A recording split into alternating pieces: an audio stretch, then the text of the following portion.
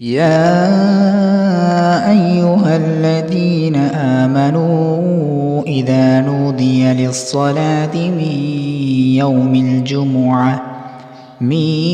يوم الجمعة فاسعوا إلى ذكر الله وذروا البيع ذلكم خير لكم إن كنتم تعلمون.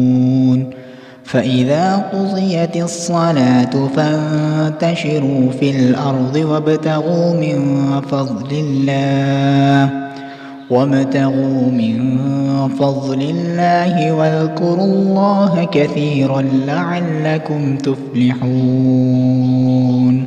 وإذا رأوا تجارة أو لهوا انفضوا إليها وتركوك قائما قل ما عند الله خير من اللهو ومن التجارة والله خير الرازقين.